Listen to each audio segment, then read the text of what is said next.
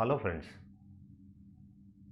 हम सब जानना चाहते हैं कि एक संत के अथवा एक साधु के क्या ऐसे लक्षण हो जिससे हमें पता लगे कि ये व्यक्ति साधु है, ये व्यक्ति संत है। कैसे पता लगे? बड़ा मुश्किल होता है किसी को जानना, किसी को पहचानना। मैं इस कॉन्टेक्स्ट में आपको एक छोटा सा एक दृष्टांत बताता हूँ।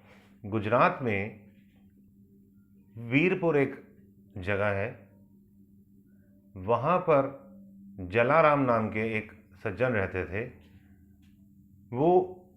उन्होंने भक्ति शुरू की। उनका थोड़ा सा हृदय में एक दया भाव जागा और उन्होंने एक संकल्प किया कि मैं हर रोज़ भूखों को खाना खिलाऊंगा, और उन्होंने जीवन पर्यंत लोगों को खाना खिलाया।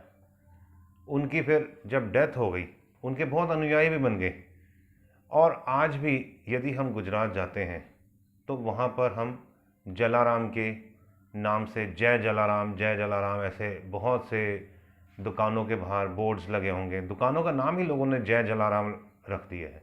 जलाराम इतने बड़े संत हो गए। उन्होंने क्या किया? सिर्फ खाना खिलाया भूखे लोगों को, ज़रूरतमंदों को, और भी जिस तरह की उनको ज़रूरत थी वो की।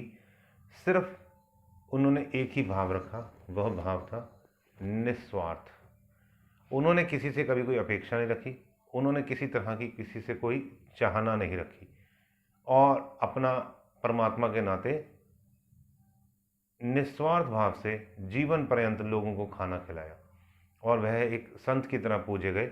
हालांकि देखा जाए तो उनका कोई गुरु नहीं था, उनका कोई टीचर नहीं था, पर फिर भी वह एक पूर्ण संत बने। ऐसे और भी दृष्टांत हमारे को हम देखते हैं, जैसे गौतम बुद्ध अथवा संत ज्ञानवेश्वर, गुरु नानक देव।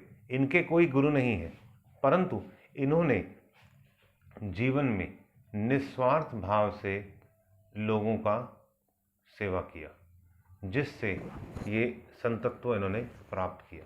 इन्होंने कभी किसी से कुछ अपेक्षाएं नहीं रखी। तो ये एक बहुत बहुत बड़ी क्वालिटी है। यदि हमने कभी भी किसी संत को पहचानना है, हो सकता है आज के ज़माने में कुछ लोग पैसा लेके ध्यान करवा रहे हैं, परंतु हमें ये नहीं देखना है कि वो पैसा लेके कर रहे हैं या नहीं कर रहे, क्योंकि यदि वे सेवा कर रहे हैं तो सेवा करने के लिए भी पैसा चाहिए। बिना पैसा के सेवा भी नहीं हो सकती। तो भाव देखना है कि वह निस्वार्थ है या स्वार्थपूर्ण है। तो हमेशा अपने जीवन में भी हमें निस्वार्थ भाव लेके आना है, जिससे हम भी थोड़ा संतत्व की ओर बढ़ें।